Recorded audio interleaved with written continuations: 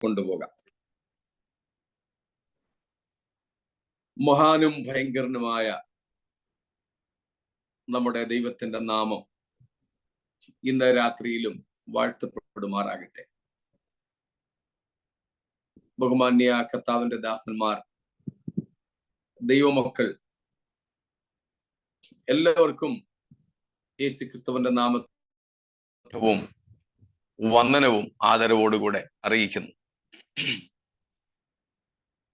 ചില ദിവസങ്ങൾക്ക് ശേഷം നമുക്ക് ഒരുമിച്ച് പിന്നെയും കൂടി വന്ന ദൈവത്തെ മഹത്വപ്പെടുത്തുവാനും നമ്മൾ പഠിച്ചുകൊണ്ടിരിക്കുന്ന വെളിപ്പാട് പുസ്തകത്തിലേക്ക് നമ്മുടെ ശ്രദ്ധയെ കൊണ്ടുപോകുവാനും ദൈവം ഒരുക്കുന്ന വിലയേറിയ അവസരങ്ങൾക്കായി കർത്താവിനെ വാഴ്ത്തുകയും സ്തുതിക്കുകയും ചെയ്യുന്നു. നമ്മുടെ വാത്സല്യ ജിജോ ബ്രദർ നമ്മെ വിട്ട് പ്രത്യാശയുടെ തീരത്തേക്ക് പോയി. അദ്ദേഹത്തിന്റെ അന്ത്യസമയങ്ങളെ ഓർത്ത് ദൈവത്തിന് സ്തോത്രം ചെയ്യുന്നു. ഏറെ പ്രത്യാശയോടെ,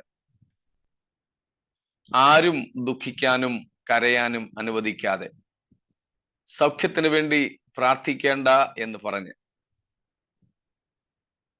ദൈവത്തിന് മനസ്സുണ്ടെങ്കിൽ എന്നെ സൗഖ്യമാക്കട്ടെ, ഇല്ലെങ്കിൽ വേണ്ട, നിർബന്ധിച്ച് ആരും സൗഖ്യത്തിനായി പ്രാർത്ഥിക്കരുതെന്ന് ഉദ്ബോധിപ്പിച്ചുകൊണ്ട് ഏറെ പ്രത്യാശയോടെ കർത്തൃസന്നിധിയിലേക്ക് അദ്ദേഹം ചേർക്കപ്പെട്ടു എന്നത് ക്രൈസ്തവ്യമായ ഭാഷയിൽ സന്തോഷകരമാണ്. എങ്കിലും ഒറ്റയ്ക്കാക്കപ്പെട്ട പ്രിയ സിസ്റ്റർ എൽസിയെയും മോള് ജിൻസി കുടുംബത്തെയും പ്രാർത്ഥനയിൽ വീണ്ടും ഓർക്കുമല്ലോ. ദൈവമായ കർത്താവ് ആശ്വാസവും പ്രത്യാശയും ഒക്കെ നൽകി അവരെ കൈപിടിച്ച് നടത്തട്ടെ എന്ന് പ്രാർത്ഥിക്കുന്നു. ഒരിക്കൽ കൂടെ ത്രിയേക ദൈവത്തിന് വാഴ്വുകളും എല്ലാ വിശുദ്ധന്മാർക്കും വന്ദനങ്ങളും നേർന്നുകൊണ്ട് നാം തിരുവെഴുത്തുകളിലേക്ക് തിരിയുന്നു. വെളിപ്പാട് പുസ്തകം 2-3 അധ്യായങ്ങളാണ് നമ്മൾ പഠിച്ചുകൊണ്ടിരിക്കുന്നത്. അതിൽ 7 സഭകളെ കുറിച്ചുള്ള പരാമർശമാണുള്ളത്. 6 സഭകളെ കുറിച്ചുള്ളത് നമ്മൾ പഠിച്ചു. ഇനിയും നാം ലവോദിക്കയെ കുറിച്ച് ഉള്ള പഠനത്തിലേക്ക് പ്രവേശിക്കുകയാണ്. അതിനു മുൻപ് ഫിലദൽഫിയ വരെയുള്ള സഭകളെ കുറിച്ച് എന്തെങ്കിലും വിശദീകരണങ്ങൾ വേണം എന്നുണ്ടെങ്കിൽ, കഴിഞ്ഞ ഏറ്റവും ഒടുവിലത്തെ ക്ലാസ്സിന് ശേഷം നമുക്ക് സംശയ നിവാരണത്തിന് സമയം ലഭിച്ചില്ല. അതുകൊണ്ട് ആ വിഷയങ്ങളിൽ എന്തെങ്കിലും സംശയങ്ങൾ ബാക്കിയുണ്ടെങ്കിൽ അതിനായിട്ട് അവസരം വേർതിരിക്കുന്നു.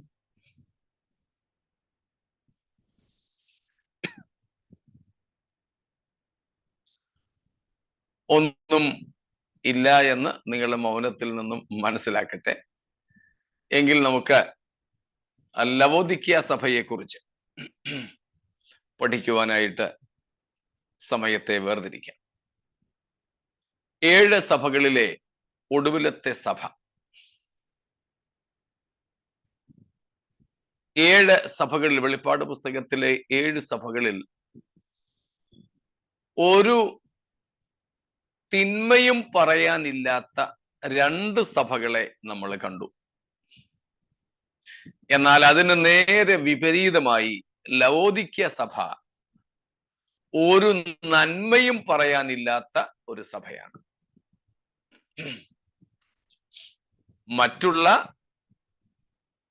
സഭകളിൽ തിന്മകൾ ഉണ്ടായിരുന്നെങ്കിലും നന്മകൾ ഇല്ലാതിരുന്നില്ല.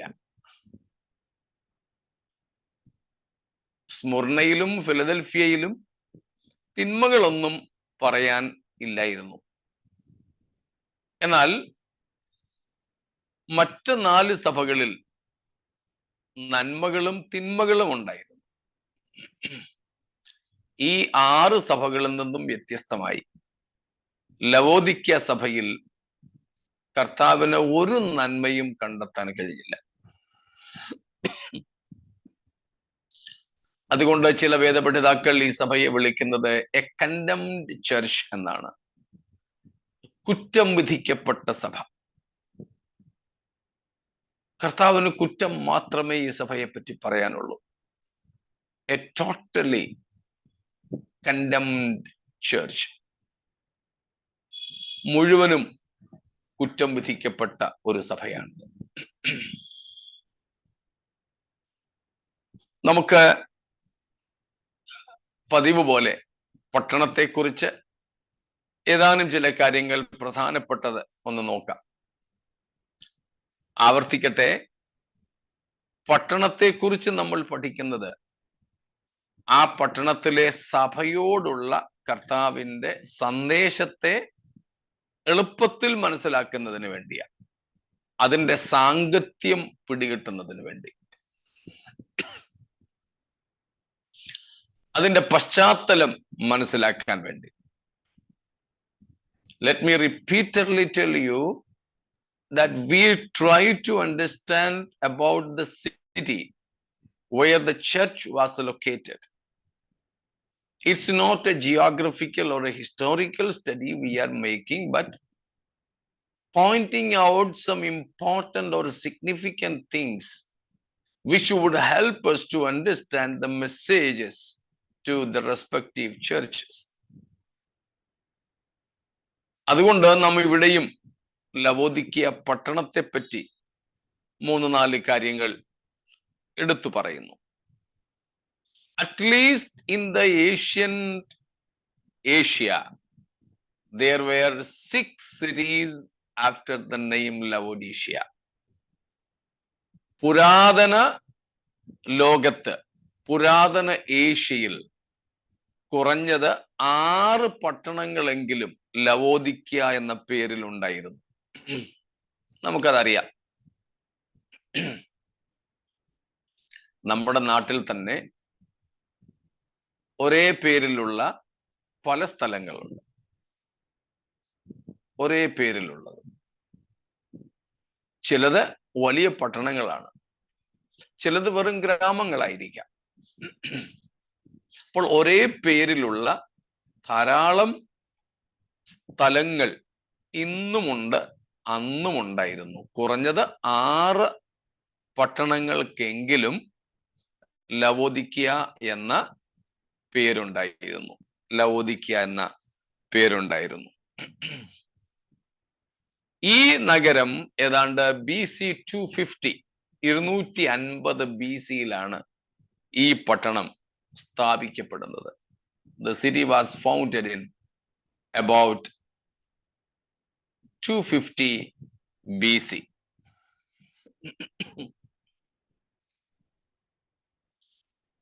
ഈ 6 പട്ടണങ്ങൾ ലവോദിക്യ എന്ന പേരിൽ ഉണ്ടായിരുന്നത് കൊണ്ട് ലൈക്കസ് നദിയുടെ തീരത്ത് നിലനിന്നിരുന്ന പട്ടണം എന്ന് ഈ പട്ടണത്തെ തിരിച്ചറിയാൻ വേണ്ടി വിളിച്ചിരുന്നു. Since there were multiple cities, at least 6 in our knowledge, after the same name of Laodicea, people used to distinguish this particular city about which Christ speaking in Revelation 3:14-22. People used to call it Laodicea on the Lycus River. Laodicea on the Lycus River. ലൈക്കസ് നദീതീരത്തുള്ള ലവോദിക്യ പട്ടണം എന്നാണ് മറ്റ് പട്ടണങ്ങളിൽ നിന്നും, അതായത് മറ്റ് ലവോദിക്യ എന്ന പേരുള്ള പട്ടണങ്ങളിൽ നിന്നും ഈ പട്ടണത്തെ തിരിച്ചറിയാൻ വേണ്ടി വിളിച്ചുകൊണ്ടിരുന്നത്.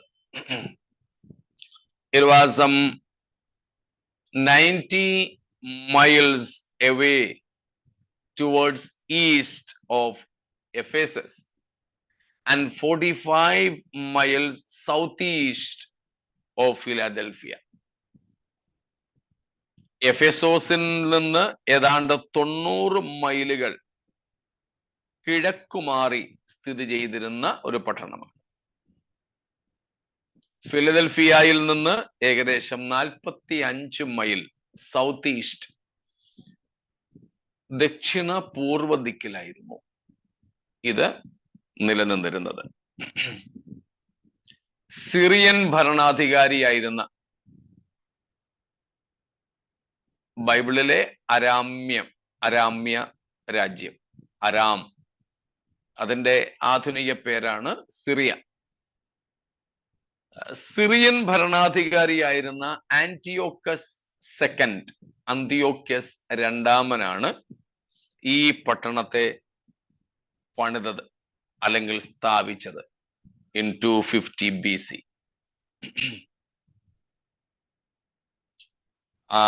അദ്ദേഹത്തിന്റെ ഭാര്യ ലവോഡീസി, അവരുടെ ഓർമ്മയ്ക്ക് വേണ്ടിയാണ് ഈ പട്ടണത്തിന് ലവോദിക്യ എന്ന പേരിട്ടത്.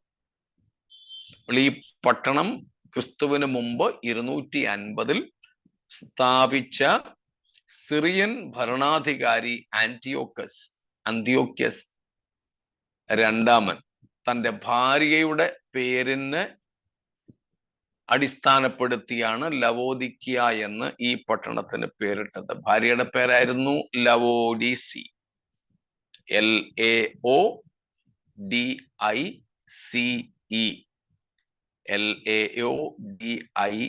LAODICE, ഈ ലോങ്ങിയാണ് ലവോഡീസി.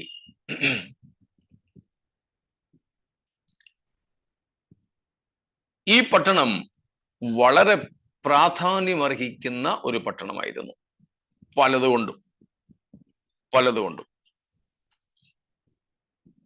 ആ പ്രാധാന്യം യേശുക്രിസ്തു സഭയ്ക്ക് നൽകുന്ന സന്ദേശങ്ങളിൽ വ്യക്തമാണ്.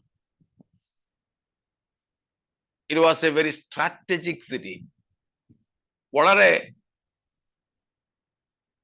പണം കൊണ്ടും വ്യാപാരം കൊണ്ടും അവിടെ പാർത്ത ആൾക്കാരുടെ കഴിവ് കൊണ്ടും അവിടുത്തെ മറ്റ് സാഹചര്യങ്ങൾ കൊണ്ടും ഭൂമിശാസ്ത്രപരമായ അതിൻ്റെ നിലനിൽപ്പ് കൊണ്ടുമൊക്കെ ഈ ലവോദിക്യ പട്ടണം വളരെ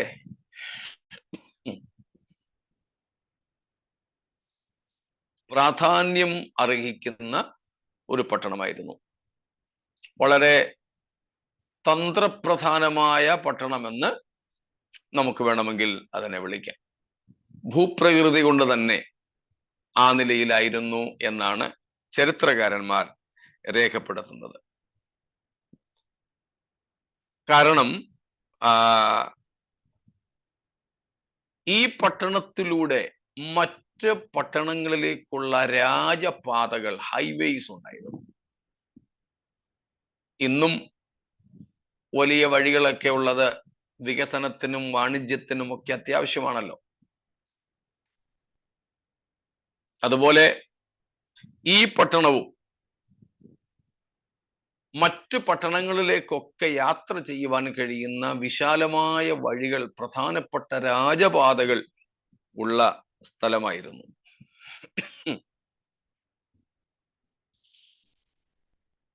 ഈ പട്ടണം ഒരിക്കൽ ഭൂകമ്പം കൊണ്ട് തകർന്നുപോയി.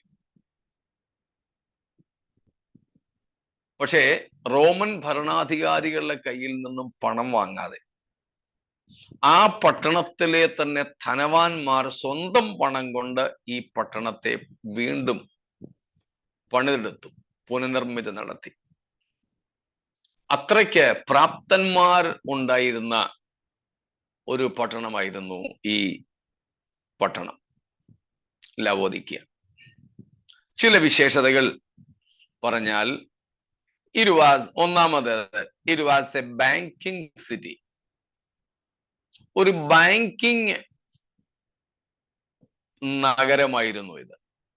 ധാരാളം പണമിടപാടുകൾ, ബാങ്കിന്റെ പണമിടപാടുകൾ, ബാങ്കിന്റെ പണികൾ ധാരാളം നടന്നിരുന്ന ഒരു സ്ഥലമായിരുന്നു ഇത്. A banking centre.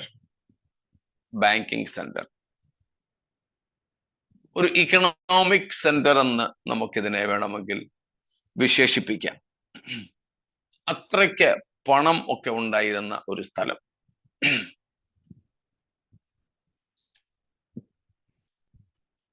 ഗുജറാത്തിലെ ഒരു സ്ഥലത്ത്, അത് ഞാൻ കേട്ടത് വാസ്തവമാണോന്ന് എനിക്ക് അറിഞ്ഞുകൂടാ, നമ്മുടെ ബ്ലസൻ സോഫിയ ഒക്കെ ഉള്ള സ്ഥലം, ഞാൻ ആ സ്ഥലത്തെ പറ്റി കേട്ടത്, വലിയ പട്ടണമൊന്നും അല്ലെങ്കിലും ഇന്ത്യയിലെ ഗവൺമെന്റിന് ടാക്സ് കൊടുക്കുന്ന പട്ടണങ്ങളിൽ ആദ്യ സ്ഥാനങ്ങളിൽ വരുന്ന ഒരു സ്ഥലമാണ് അതെന്ന. വാസ്തവം എനിക്ക് അറിഞ്ഞുകൂടാ, ഞാൻ കേട്ടിട്ടുണ്ട് അങ്ങനെ. അപ്പോൾ ഈ ലവോദിക്കിയ പട്ടണവും അതുപോലെ തന്നെ ധാരാളം പണമിടപാടുകൾക്ക് പുകൾപെറ്റ സ്ഥലമായിരുന്നു. ഞാൻ മുമ്പേ പറഞ്ഞ ഭൂകമ്പം കൊണ്ട് ഈ പട്ടണം നശിച്ചത് ഏതാണ്ട് AD 61. In AD 61, the city of Laodicea was totally destroyed because of an earthquake. But the rich men in the city, they themselves rebuilt it without receiving any help from the Roman Empire. Roman സാമ്രാജ്യത്തിന്റെ അല്ലെങ്കിൽ ചക്രവർത്തിയുടെയും സഹായമൊന്നും ഇല്ലാതെ ഭൂകമ്പം കൊണ്ട് തകർന്നടിഞ്ഞ ഈ പട്ടണത്തിന്റെ പുനർനിർമ്മിതി നടത്തുവാൻ അവിടെയുള്ള പണക്കാർക്ക് തന്നെ സാധിച്ചു എന്ന് പറഞ്ഞാൽ അവരുടെ സാമ്പത്തിക നില അത് വ്യക്തമാക്കുന്നു. അപ്പൊ അങ്ങനെ ഒരു ബാങ്കിങ് സിറ്റി ആയിരുന്നു, വളരെ ധനീകമായ ഒരു പട്ടണമായിരുന്നു ഇത്. ആ ധനാഢ്യത ദൈവ വിഷയമായി അവരെ പാപ്പരാക്കി. ലൗകിക ധനാഢ്യത അവരെ ദൈവ വിഷയമായി പാപ്പരാക്കി. ദൈവത്തെ പോലും നിഷേധിക്കത്തക്ക, ദൈവത്തിന്റെ ആവശ്യം ഞങ്ങൾക്കില്ലെന്ന് പറയത്തക്ക അല്ലെങ്കിൽ ചിന്തിക്കത്തക്ക രീതിയിലേക്ക് അവരുടെ ധനാഢ്യത അവരെ കൊണ്ടെത്തിച്ചു. അതുകൊണ്ടാണ് തിരുവെഴുത്തുകൾ പറയുന്നത് ലോകാഭിപ്രായ പ്രകാരം ധനവാന്മാർ ഏറെയില്ല. ജ്ഞാനികളും ധനവാന്മാരും ബലവാന്മാരും കുലശ്രേഷ്ഠന്മാരും ഒക്കെ ആയിട്ടുള്ളവർ ദൈവസഭയ്ക്കകത്ത് 1-ാം നൂറ്റാണ്ട് മുതൽ ഉണ്ടെങ്കിലും താരതമ്യേന കുറവാണ്. എന്റെ കൂടെ നിങ്ങൾ വരുന്നുണ്ടല്ലോ, സ്തോത്രം. From the very first century itself, there were rich men, wise men, strong and influential men attracted to Christ and his gospel. And from the very first century itself, there were so many high-level people, but comparatively, they were very few. ചുരുക്കമായിരുന്നു അങ്ങനെയുള്ളവർ. കാരണം എന്താ? പൊതുവെ എനിക്കൊന്നു ഇന്നത്തെ ഇതിനു മുമ്പുണ്ടായിരുന്ന ഹിന്ദി ക്ലാസ്സിലായിരുന്നെന്ന് എനിക്ക് തോന്നുന്നു, ഞാൻ പറയുകയുണ്ടായി. ഇത് തൊട്ടു മുമ്പുണ്ടായിരുന്ന ഒരു ഹിന്ദി ക്ലാസ്സിലാ പറഞ്ഞത്. സുവിശേഷവുമായിട്ട് നമ്മൾ ചിലരുടെയൊക്കെ അടുക്കൽ ചെല്ലുമ്പോൾ പലരും പറഞ്ഞ് കേട്ടിട്ടുണ്ട്, എന്നോടും ചിലരൊക്കെ പറഞ്ഞിട്ടുണ്ട്, സ്നേഹിത, ഞങ്ങൾക്ക് നിങ്ങൾ ഈ പറയുന്ന ദൈവത്തിന്റെ ഒന്നും ആവശ്യമില്ല, ഞങ്ങൾക്ക് ഇഷ്ടം പോലെ എല്ലാം ഉണ്ട്, നിങ്ങളുടെ ദൈവത്തിനും കൂടെ വേണമെങ്കിൽ കൊടുക്കത്തക്കതുപോലെ ഞങ്ങൾക്കെല്ലാം ഉണ്ട്, അതുകൊണ്ട് നിങ്ങൾ ഈ പറയുന്ന ദൈവത്തിന്റെ ആവശ്യം ഞങ്ങൾക്കില്ല, അങ്ങോട്ട് പോയിക്കാട്ടെ, അവരുടെ അടുക്കൽ അവർക്ക് ഇതിന്റെയൊക്കെ ആവശ്യം കാണും. പൊതുവെ നമ്മുടെ ഇടയിലെ ധനാഢ്യരുടെ ഒരു ചിന്ത എന്താ? ദൈവം പാവപ്പെട്ടവർക്ക് മാത്രം മതി, പണക്കാർക്ക് ധനവാന്മാർക്ക് ദൈവത്തിന്റെ ആവശ്യം ഇല്ല. ബുദ്ധിമാന്മാര് ചിന്തിക്കുന്നു ഞങ്ങളേറെ ബുദ്ധിരാക്ഷസന്മാരാണ്, ഞങ്ങൾക്ക് ദൈവത്തിന്റെ ആവശ്യമില്ല. അങ്ങനെ ലോകപ്രകാരം അധികം ഉള്ളവരൊക്കെ ദൈവത്തിന്റെ ആവശ്യകത മനസ്സിലാക്കാത്തവരാണ്. പിന്നെ മറ്റു ചില ധനവാന്മാരുണ്ട് കേട്ടോ, അവർ വളരെ വളരെ ഭക്തരാ. പക്ഷേ അവരുടെ ഭക്തി ഉള്ള പണം നഷ്ടമാകാതെ ഈ പണത്തിന്റെ മേൽ കാവൽ കാക്കുന്ന കുട്ടിച്ചാത്തനെ പോലെ ദൈവത്തെ അവരൊക്കെ കരുതുന്നത്. അപ്പം ഒരു കൂട്ടം പണക്കാർക്ക് ദൈവത്തെ കൊണ്ട് ആവശ്യമില്ല, ദൈവം ഇല്ലാതെ തന്നെ ഞങ്ങൾക്കെല്ലാം ഉണ്ട് എന്ന് കരുതി ദൈവനിഷേധികളാകുന്നു. വേറൊരു കൂട്ടം ധനവാന്മാർ ഭക്തി കാണിക്കുന്നു, പക്ഷെ എന്തിനു വേണ്ടിയാ? അവരുടെ സമ്പത്ത് നഷ്ടപ്പെടാതെ എല്ലാം ഒന്ന് കാത്ത് പൊത്തി സൂക്ഷിക്കാൻ വേണ്ടി ദൈവത്തെ കൂട്ടുപിടിക്കുന്നു. അതായത് ജഡവാസികളല്ലാത്ത ദൂതന്മാരെ അവരുടെ സമ്പത്തിന്റെ കാവലേൽപ്പിക്കുന്നതിന് വേണ്ടി ഒരു കൂട്ടം ധനവാന്മാർ ഭക്തന്മാരായിട്ട് കഴിയുന്നു. അതുകൊണ്ടാണ് ഞാനും ഒരിക്കൽ ചെയ്തിട്ടുള്ള കാര്യമാണ്, വീടൊക്കെ പൂട്ടി എവിടെയെങ്കിലും പോകുമ്പം പറയും, ഗബ്രിയേലേ, മീഖായേലേ, നിങ്ങളെ ഇവിടെ കാവലാക്കിയിട്ട പോന്നെ, സൂക്ഷിച്ചോണം. തിരിച്ചു വരുമ്പോ ഇവിടെ എന്തെങ്കിലും സംഭവിക്കുകയാണെങ്കിൽ നിങ്ങളായിരിക്കും ഉത്തരവാദികൾ. എൻ്റെ ചെറുപ്പത്തിൽ ഞാൻ കേട്ട് വളർന്ന ഈ ഒരു ആശയം ഒരു കാലഘട്ടത്തിൽ ഞാനും ഉപയോഗിച്ചിരുന്നു. അപ്പം എന്തിനാ ഇവര് ഭക്തരായിരിക്കുന്നത്? അവരുടെ കൂടെ നിന്ന് വരുമല്ലോ, അവരുടെ വെൽത്ത് സേഫ് ഗാർഡ് ചെയ്യാൻ. യെസ്, ഒരു കാവലാൾ. കർത്താവെ, ഊരിപ്പിടിച്ച ആളുമായി ഞങ്ങളുടെ വീടിന് ചുറ്റും ദൂതന്മാരെ കാവലാക്കണേ.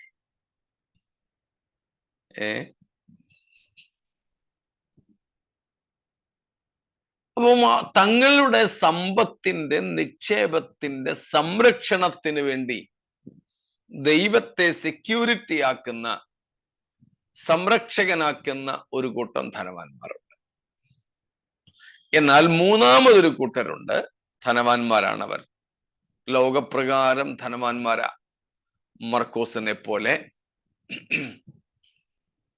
ബർണബാസിനെ പോലെ ഒക്കെ. പക്ഷേ അവർ ധനവാന്മാരാണെങ്കിലും അവരുടെ ആശ്രയം നിശ്ചയമില്ലാത്ത ധനത്തിലല്ല, എല്ലാം ഔദാര്യമായി അനുഭവിപ്പാൻ കൊടുക്കുന്ന ദൈവത്തെ തിരിച്ചറിഞ്ഞ് ആ ദൈവത്തിലാണ്. അവർ പണം ഉണ്ടാക്കാനോ ഉള്ള പണം സംരക്ഷിക്കാനോ അല്ല ഭക്തരായിരിക്കുന്നത്. അവരുടെ ഉൾക്കണ്ണുകൾ തുറന്നതുകൊണ്ട് അവർക്ക് ലഭിച്ച ദാനങ്ങളിൽ അവർ പ്രശംസിക്കാതെ ദാതാവിൽ അവർ പ്രശംസിക്കുന്നു. അത്രേ ഉള്ളൂ. സ്തോത്രം. അതിൽ മൂന്നാമത്തെ കൂട്ടരായി നാം ഒക്കെ തീരുവാൻ ദൈവം ഇടവരുത്തുമാറാകട്ടെ. സ്തോത്രം. അവർ പണം കിട്ടാനുമല്ല, പണം സംരക്ഷിക്കാനുമല്ല, ദൈവം തന്നതൊക്കെ തീരുന്നത് വരെ ദൈവത്തിനായിട്ട് തന്നെ ചിലവഴിക്കാനാണ് അവർ ഭക്തരായിരിക്കുന്നത്. ദൈവത്തിന് സ്തോത്രം. ആ നിലകളിൽ ഈ ലവോദിക്യ പട്ടണം ധാരാളം സമ്പൽ സമൃദ്ധമായിരുന്നത് കൊണ്ട് ദൈവത്തെ പോലും അവർക്ക് വേണ്ട എന്ന ഒരു നിലയിലേക്ക് എത്തിച്ചേർന്നു എന്ന് നമുക്ക് മനസ്സിലാക്കാം. ഒരു ക്വസ്റ്റ്യൻ. അപ്പൊ ഈ മൂന്നാമത്തെ കൂട്ടർക്ക് വേണമെങ്കിൽ ദൂതന്മാരെ കാവലായിട്ട് നിർത്താൻ ഒക്കുമോ? ദൂതന്മാരെ കാവലാക്കുന്നത് ദൈവ, നമ്മളല്ല. അല്ല, നമുക്ക് അങ്ങനെ പ്രാർത്ഥിക്കാൻ ഒക്കുമോ? നമുക്കതിൻ്റെ ആവശ്യമില്ല. ദൂതന്മാരെ നമുക്ക് കാവലാക്കുക എന്നുള്ളതല്ല. ഡിഫൻസീവ് പ്രയറിന് വേണ്ടി കർത്താവ് നമ്മോട് പറഞ്ഞത് മത്തായി 6 നിന്ന് നമ്മൾ പഠിച്ചിട്ടുണ്ട്. പരീക്ഷയിൽ ഞങ്ങളെ പ്രവേശിപ്പിക്കരുതേ, ദുഷ്ടനിൽ നിന്ന് ഞങ്ങളെ കാത്തുകൊള്ളണം.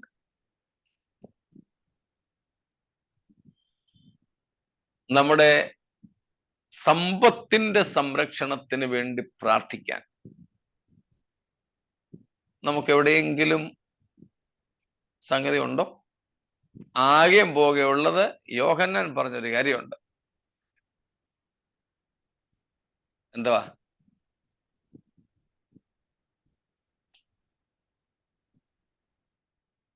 പ്രിയനെ, നിന്റെ ആത്മാവ് ഇരിക്കുന്നത് പോലെ നീ സകലത്തിലും ശുഭമായും സുഖമായും ഇരിക്കണം.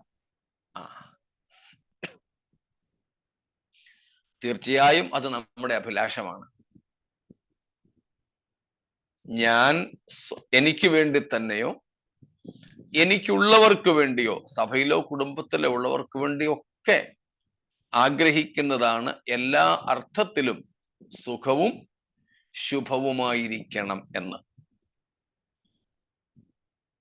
അതിന്റെ അർത്ഥം എല്ലാം ധാരാളം സമൃദ്ധമായി ഉണ്ടായിരിക്കുക എന്നുള്ളത് അല്ല.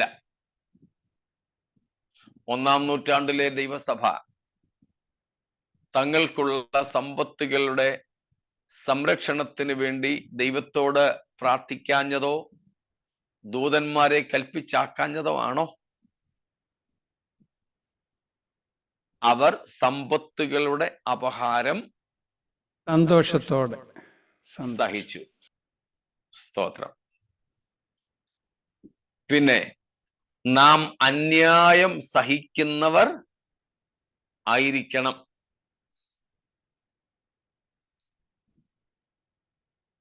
ഒരുത്തൻ ദൈവത്തെക്കുറിച്ചുള്ള മനോബോധം നിമിത്തം, ബാക്കി ഓർമ്മയുണ്ടോ? നമ്മൾ പല പ്രാവശ്യം വായിച്ചിട്ടുള്ളതാ. 1 പത്രോസ് 2:19 വാക്യം. ഒരുത്തൻ ദൈവത്തെ കുറിച്ചുള്ള മനോബോധ നിമിത്തം അന്യായമായി കഷ്ടവും ദുഃഖവും സഹിച്ചാൽ അത് പ്രസാദമാകുന്നു. പുതിയ നിയമത്തിന്റെ ഉപദേശം ഇതൊക്കെയാ.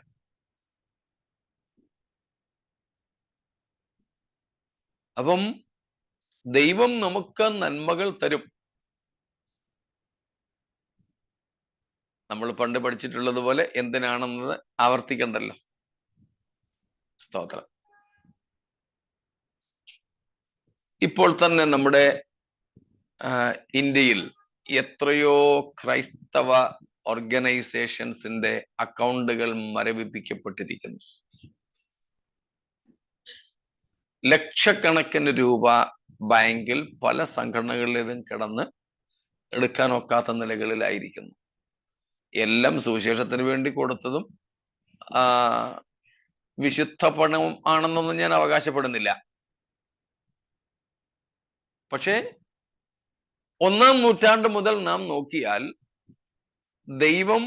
ദൈവമക്കളുടെ എല്ലാവരുടെയും ആരോഗ്യത്തിനും ആയുസ്സിനും സമ്പത്തിനും സംരക്ഷണം ഏർപ്പെടുത്തിയായിരുന്നു.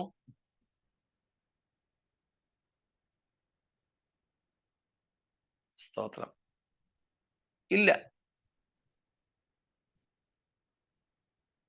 ആയുസ്സിനും ആരോഗ്യത്തിനും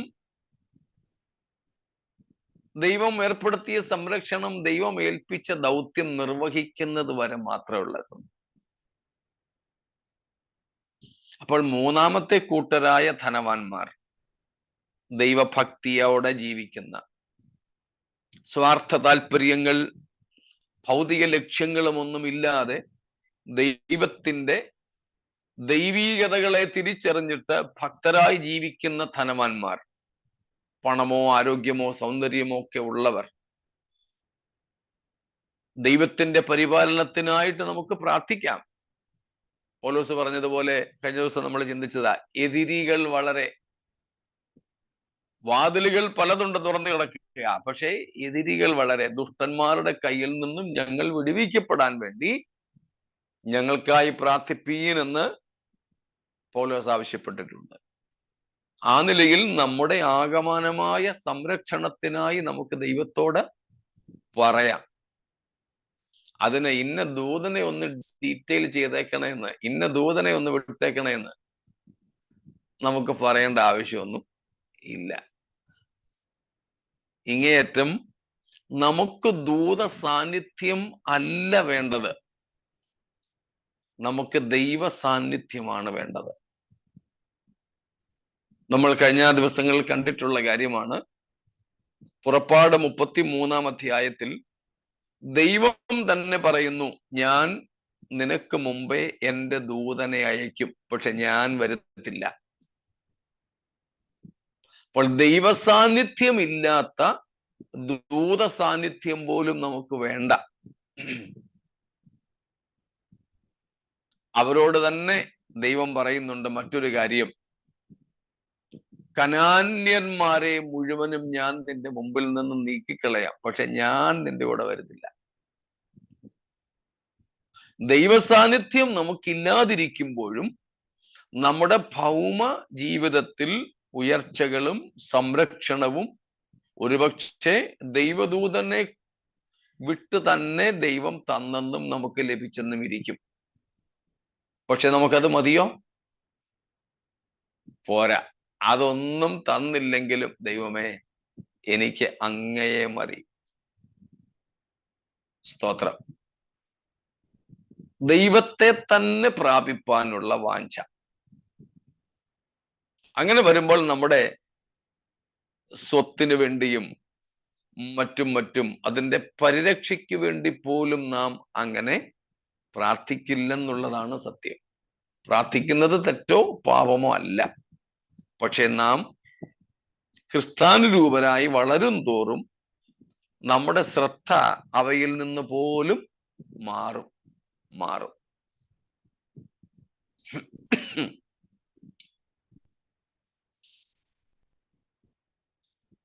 മനസ്സിലായല്ലോ? ഓക്കെ, സ്തോത്രം.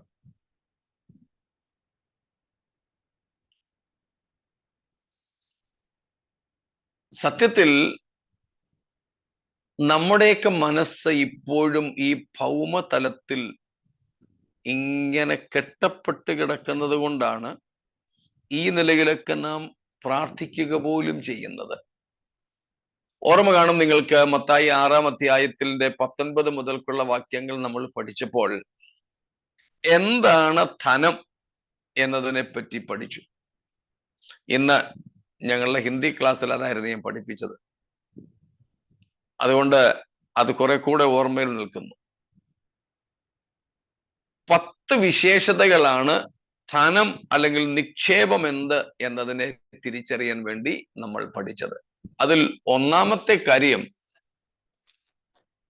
What is treasure, what is riches, where your mind is set. എന്തിലാണോ നമ്മുടെ മനസ്സ് അല്ലെ നമ്മുടെ ഹൃദയം ഇരിക്കുന്നത്, അതാണ് നമ്മുടെ ധനം.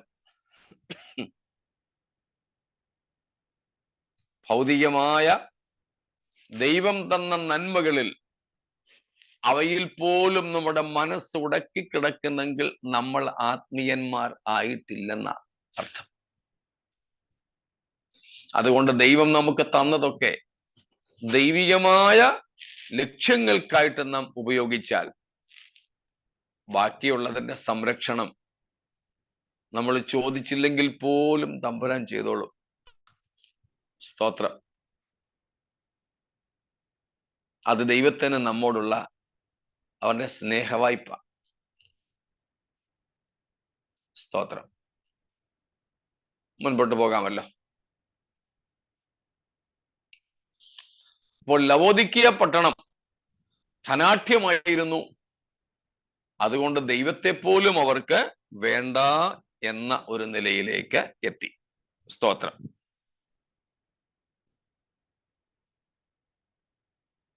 Well, this was a very banking city, very commercial city, very strategic point. Okay. അടുത്തത്, ഈ പട്ടണത്തിൽ പ്രധാനമായും 2 ക്ഷേത്രങ്ങൾ ഉണ്ടായിരുന്നു. 2 major or important temples were there. One was dedicated to Zeus, Zeus. Zeus ദേവൻ എന്നാണ് വിളിക്കപ്പെടുന്നത്, സിയൂസ്. രണ്ടാമത് അസ്കലാപ്പയസ്, അസ്കലാപ്പയസ്, ASKALOPIOUS, Asclepius. So there were 2 major important temples built for these gods. ഈ 2 ദൈവങ്ങൾക്ക്, സിയൂസ് ദേവനും അസ്കലോപ്പയസ് ദേവനും വേണ്ടി പണി കഴിപ്പിച്ച 2 വലിയ ദേവാലയങ്ങൾ, ക്ഷേത്രങ്ങൾ അവിടെ നിലനിന്നിരുന്നു.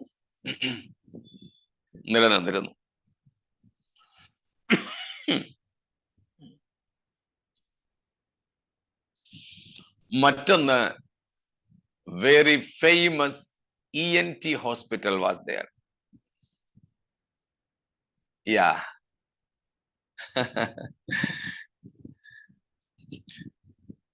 വളരെ പ്രശസ്തമായ പുരാതന ലോകത്തിലെ, പ്രത്യേകിച്ച് ENT എന്ന് നമ്മുടെ ഇന്നത്തെ ഭാഷയിലൊക്കെ പറഞ്ഞതാണ്,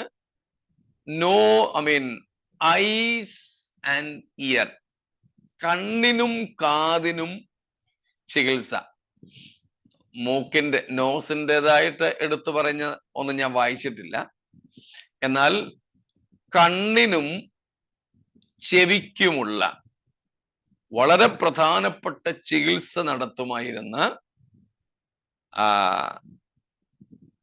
ഹോസ്പിറ്റലും ആശുപത്രിയും അതുപോലെ തന്നെ വൈദ്യശാസ്ത്രം പഠിപ്പിക്കുന്ന മെഡിക്കൽ സ്കൂളും ഉണ്ടായിരുന്നു. യേശു കർത്താവിന്റെ സന്ദേശം ഇതിനോട് ചേർത്ത് പഠിച്ചോണം. കർത്താവ് സഭയോട് പറഞ്ഞു, നിങ്ങൾ ധനവാന്മാരാണ്. ആദ്യത്തെ point,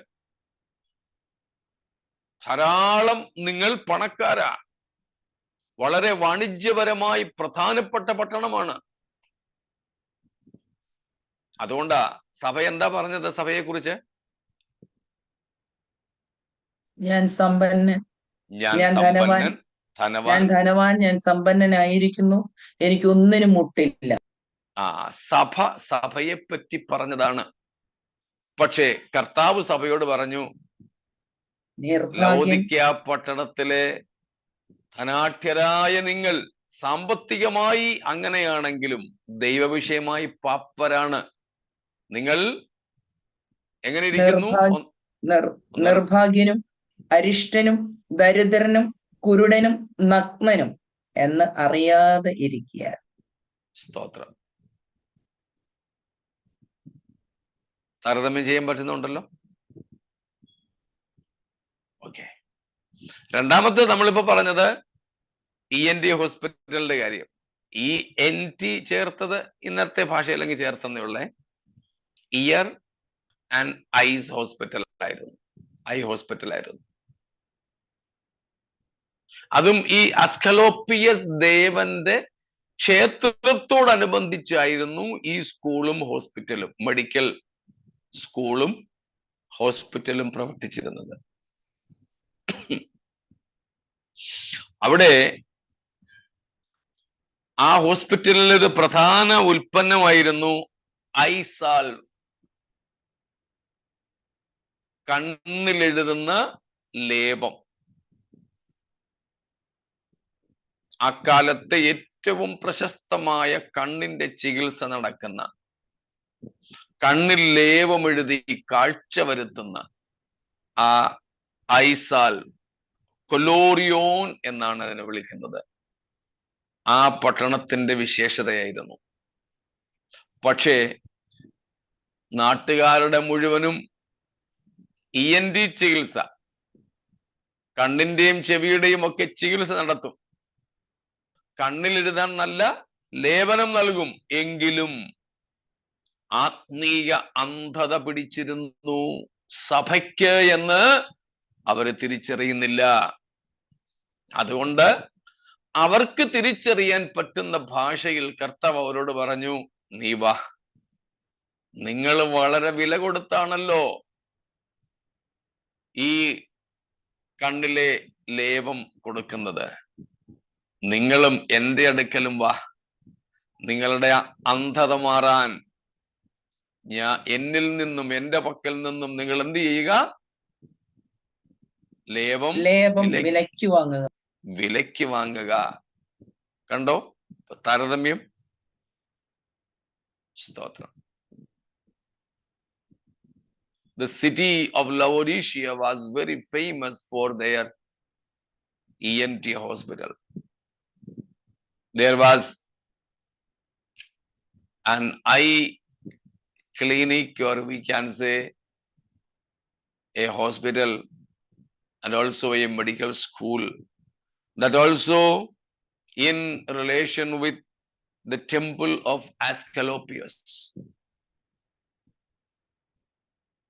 Even though they were treating physically blind, they were spiritually blinded. The church at Laodicea was spiritually blinded, and therefore Christ is calling them to purchase eye salve for their blindness.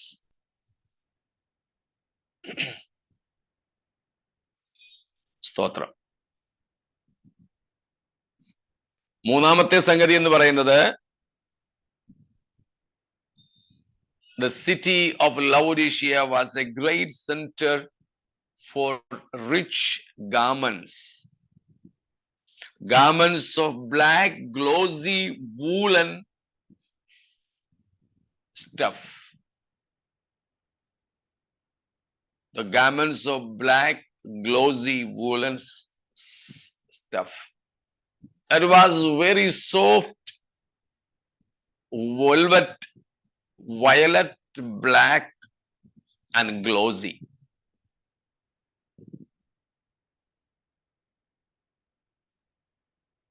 Very cheap outer garments and tunics called trimitta.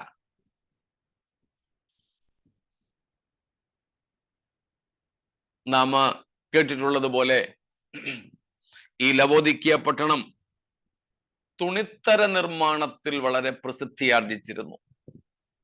കണ്ണ് ചികിത്സയിലെ പ്രസിദ്ധി നമ്മളിപ്പോ പറഞ്ഞു. മൂന്നാമത്തേതാണ് കമ്പിളി വസ്ത്രങ്ങളുടെ നിർമ്മാണത്തിൽ വളരെ പ്രശസ്തി ആർജിച്ച പട്ടണമായിരുന്നു ഇത്. വളരെ വില കൂടിയ മേത്തരമായ കമ്പിളി വസ്ത്രങ്ങൾ നെയ്തെടുക്കാൻ തക്ക കമ്പിളി രോമങ്ങൾ ഉൽപ്പാദിപ്പിക്കുന്ന മേത്തരം ആടുകളെ ഇവര് വളർത്തിയിരുന്നു. പ്രത്യേകിച്ച് അവിടുത്തേത് കറുത്ത വൂളായിരുന്നു. Black wool, violet and black. കറുപ്പും വയലറ്റുമൊക്കെയായ കമ്പിളി ഉൽപ്പാദിപ്പിക്കുന്ന മേത്തരമായ, അപ്പോൾ തന്നെ വളരെ വില കുറച്ച് വിൽക്കുകയും ചെയ്യുന്ന തുണിത്തര നിർമ്മാണങ്ങൾക്ക് പ്രശസ്തി ആർജിച്ചതായിരുന്നു ലവോദിക്കിയ. വസ്ത്രവ്യാപാരം പൊടിപൊടിക്കുമ്പോഴും കർത്താവ് സഭയെ പറ്റി പറയുന്നു, നീ നഗ്നനാണ്. Yes, you are naked. നീ ഉൽപ്പാദിപ്പിക്കുന്ന കമ്പിളി കറുത്ത നിറവാ, പക്ഷേ എന്റെ കയ്യിൽ നിന്ന് നീ വാങ്ങേണ്ടത് വെളുത്ത വസ്ത്രം. വെളുപ്പിനെ കുറിച്ചൊക്കെ നമ്മൾ നേരത്തെ പഠിച്ചിരുന്നു. അപ്പോൾ വസ്ത്രം, അതിന്റെ വ്യാപാരം, അതിന്റെ ഒറിജിനൽ അസലായ കമ്പിളി ഉൽപ്പന്നങ്ങൾ ഉൽപാദനം ഒക്കെ ഉണ്ടെങ്കിലും അവർ നഗ്നരായിരുന്നു. കർത്താവ് അവരെ ആ വിഷയത്തിൽ ശാസിക്കുന്നു. സ്തോത്രം.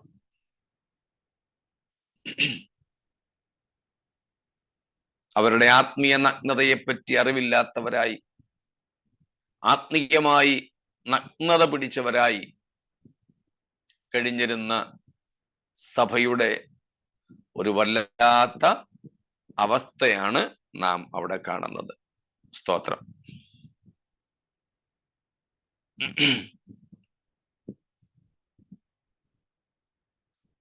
ഈവൻ അവിടെ നിന്നൊക്കെ കുഴിച്ചെടുത്ത ആർക്കിയോളജി, പുരാവസ്തു ഗവേഷണത്തിൽ നിന്ന്, അല്ലെങ്കിൽ പുരാവസ്തു ഗവേഷണത്തിന്റെ ഫലമായി അവർക്ക് അവിടെ നിന്ന് കിട്ടിയിട്ടുള്ള കോയിൻസിൽ, നാണയങ്ങളിൽ പോലും അവിടെയൊക്കെ ചികിത്സിക്കുമായിരുന്ന ഡോക്ടേഴ്സിന്റെ പേര് കിട്ടിയിട്ടുണ്ട്. അതിൽ പ്രത്യേകിച്ച് 2 ഡോക്ടേഴ്സിന്റെ പേര് വളരെ പ്രശസ്തമായിട്ടുള്ളതാണ്. അപ്പം അങ്ങനെയൊക്കെ ഉള്ള വളരെ പ്രാധാന്യം അർഹിക്കുന്ന ഒരു പട്ടണമായിരുന്നെങ്കിലും ആത്മീയ നില അവരുടേത് ഏറ്റവും പാപ്പരായതായിരുന്നു. സ്തോത്രം.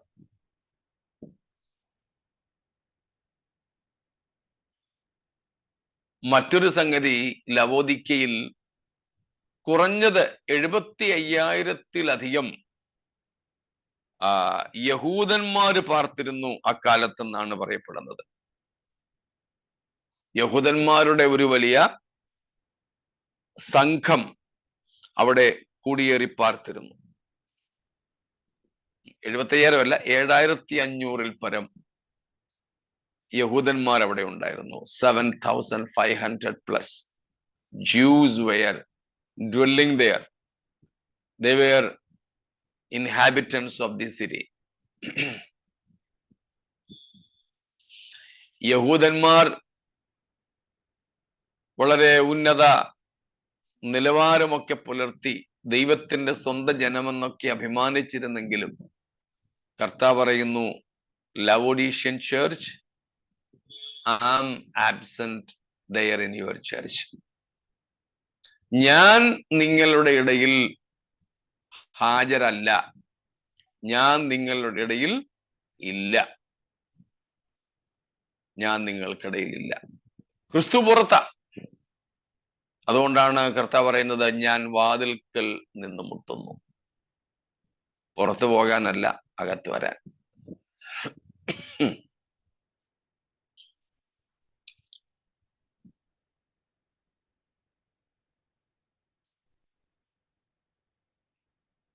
അപ്പോൾ ഈ സഭയുടെ അവസ്ഥ നമ്മൾ കണ്ടല്ലോ.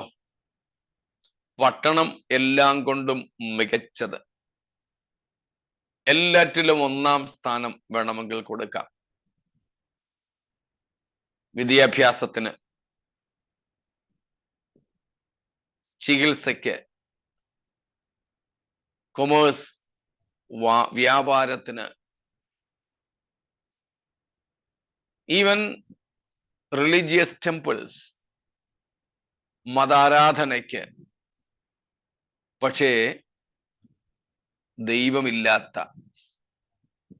ആത്മീയ അന്ധതയും ആത്മീയ നഗ്നതയും പിടിച്ചവരായി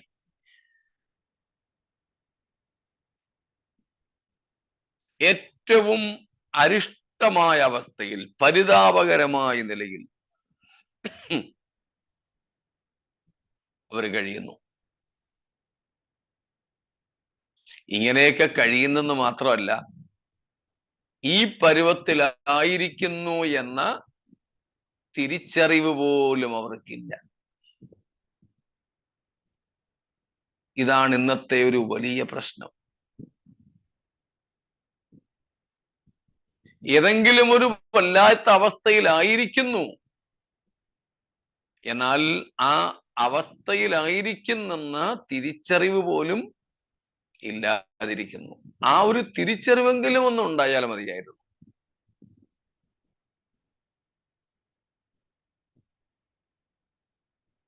അപ്പോൾ പട്ടണത്തെക്കുറിച്ചും അതിൻ്റെ സന്ദേശങ്ങളെക്കുറിച്ചും ഏകദേശ ധാരണ ഉണ്ടായി കാണുമല്ലോ.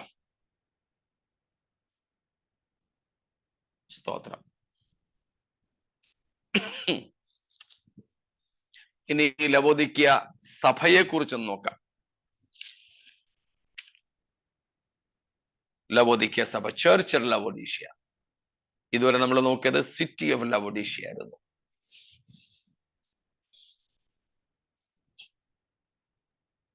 കൊലോസ് ലേഖനം 4:15, കൊലോഷ്യൻസ് 4:15.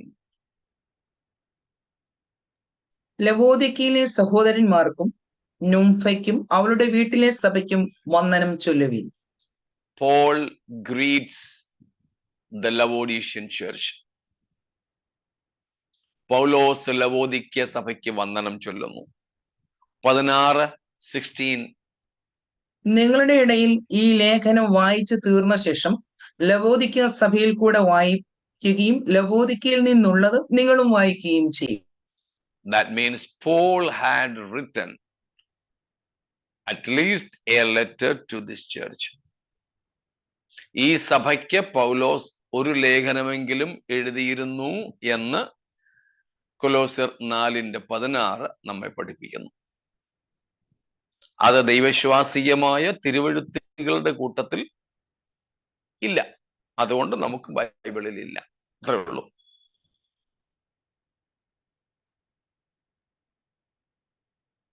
പതിനേഴ്. കർത്താവിൽ ലഭിച്ച ശുശ്രൂഷ നിവർത്തിപ്പാൻ നോക്കണം എന്ന് പറവീൻ. 16ഉം 17ഉം കൂടെ ചേർത്തുകൊണ്ടാണ് പൗലോസ് ലവോദിക്യ സഭയോട് ആവശ്യപ്പെടുന്നു. ഈ ലേഖനങ്ങൾ കൊലോസ്യയ്ക്കുള്ളതും ലവോദിക്കയ്ക്കുള്ളതും പരസ്പരം കൈമാറുകയും വായിക്കുകയും വേണം എന്ന ഒരു പ്രബോധനമാണ് നമ്മോട് കാണുന്നത്. 2:1 കൂടെ, 2:1. നിങ്ങൾക്കും ലവോദിക്കയിലുള്ളവർക്കും ജഡത്തിൽ എന്റെ മുഖം കണ്ടിട്ടില്ലാത്ത എല്ലാവർക്കും. അപ്പോൾ ലവോദിക്യ സഭയ്ക്ക് പൗലോസ് ലേഖനമൊക്കെ എഴുതിയെങ്കിലും അവരെ വന്ദനം ചെയ്തുവെങ്കിലും പൗലോസ് അവിടെ പോയിട്ടില്ലെന്ന് ചുരുക്കം. നിങ്ങൾക്കും ലവോദിക്കയിലുള്ളവർക്കും എൻ്റെ മുഖം കണ്ടിട്ടില്ലാത്തവർക്കും. അപ്പോൾ പൗലോസ് ലവോദിക്കയിൽ പോയിട്ടില്ലായിരുന്നു, എന്നാൽ അവരെ പരിചയമുണ്ടായിരുന്നു എന്ന് നമുക്ക് അവിടെ നിന്ന് മനസ്സിലാക്കാം. അപ്പോൾ ഇങ്ങനെ ലവോദിക്യ സഭയെ കുറിച്ച് നമുക്ക് കൊലോസ് ലേഖനത്തിൽ നിന്നും സൂചനകൾ ലഭിക്കുന്നുണ്ട്. ഏതായാലും പൗലോസ് അല്ല ഈ സഭ സ്ഥാപിച്ചതെന്ന് കൊലോസ്യർ 2:1 നിന്ന് മനസ്സിലാക്കാം. നമ്മൾ നേരത്തെയൊക്കെ പഠിച്ചിട്ടുള്ളത് പോലെ പെന്തക്കോസ്ത് നാളിൽ യെരുശലേമിൽ വന്നിട്ട് സ്നാനപ്പെട്ട് സ്വന്തം പട്ടണങ്ങളിലേക്ക് തിരിച്ചുപോയ ആരെങ്കിലുമോ, അല്ലെങ്കിൽ അപ്പോസ്തല പ്രവൃത്തികൾ 19-ാമത്തെ അധ്യായത്തിന്റെ 10-ാം വാക്യം പറയുന്നത് പോലെ, ആക്ട്സ് 19:10 പറയുന്നത് പോലെ,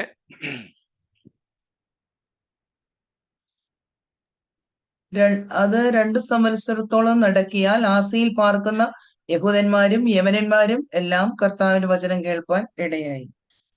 എഫെസോസിൽ പൗലോസ് 2 വർഷം തുറന്നൂസിന്റെ പാഠശാലയിൽ നടത്തിയ ബൈബിൾ ക്ലാസ് തുടർമാനമായി നടന്ന ക്ലാസ് ആയതുകൊണ്ട് അന്ന് സൂമിൽ കൂടെ ഒന്നും കേൾക്കാൻ അവസരം ഇല്ലാതിരുന്നത് കൊണ്ട് നേരിട്ട് പോയേ കേൾക്കാൻ പറ്റുമായിരുന്നുള്ളൂ. അങ്ങനെ കുറെ ആൾക്കാരൊക്കെ നേരിട്ട് വന്ന് പൗലോസിന്റെ ക്ലാസ് സംബന്ധിച്ചു, രക്ഷിക്കപ്പെട്ടിട്ട് സ്വന്തം നാടുകളിലേക്ക് തിരികെ പോയി കർത്താവിനെ സാക്ഷീകരിച്ചു. അങ്ങനെ പൗലോസ് എഫെസോസിൽ പ്രവർത്തിക്കുമ്പോൾ ലവോദിക്കയിൽ നിന്നും ആരെങ്കിലും ഒക്കെ ചെന്ന് സുവിശേഷം കേട്ട് അവര് തിരികെ പോയി ലവോദിക്യ സഭ സ്ഥാപിക്കപ്പെട്ടിരിക്കുവാൻ സാധ്യതയുണ്ട്. അതിനൊരു ചെറിയ സൂചന കൂടെ കൊലോസിയർ 4:12-13 വാക്യങ്ങളിൽ നിന്ന് ലഭിക്കുന്നുണ്ട്. കൊലോഷ്യൻസ് 4:12-13. നിങ്ങളിൽ ഒരുത്തനായി ക്രിസ്തുയേശുവിന്റെ ദാസനായ എപ്പഫ്രാസ് നിങ്ങളെ വന്ദനം ചെയ്യുന്നു.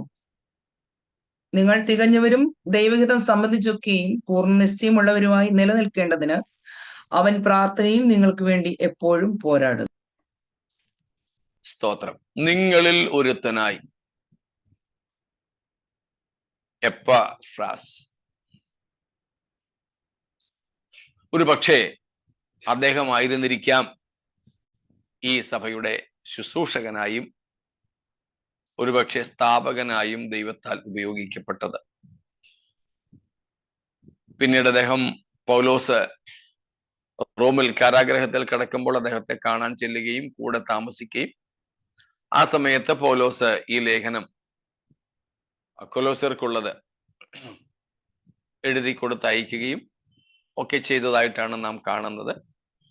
ഒരുപക്ഷെ അദ്ദേഹമായിരിക്കാം ഈ ലവോദിക്യ സഭയുടെയും സ്ഥാപകൻ. ഈ നിലകളിൽ ഏതോ അപ്പോസ്തലന്മാരല്ലാത്തവരാൽ ഈ ലവോദിക്യ സഭ സ്ഥാപിക്കപ്പെട്ടു എന്നുള്ളത് നമുക്ക് മനസ്സിലാക്കാം. ഇത്രയും കാര്യങ്ങൾ വ്യക്തമായോ? എങ്കിൽ നമുക്ക് ഇന്ന് ഇവിടെ നിർത്താം. ദൈവം തന്റെ സഭയെ വെറും സാധാരണക്കാരിൽ കൂടെ പോലും പണിതുകൊണ്ടിരിക്കുന്നു എന്നുള്ളതാണ് സത്യം. ദൈവത്തിന്റെ സഭയുടെ കെട്ടുപണിയിൽ നാമും ദൈവത്തിന്റെ കൂട്ടുവേലക്കാരായി തീരുവാൻ ദൈവം നമ്മെ തിരഞ്ഞെടുത്താക്കി വെച്ചിരിക്കയാൽ ദൈവത്തിന് സ്തോത്രം.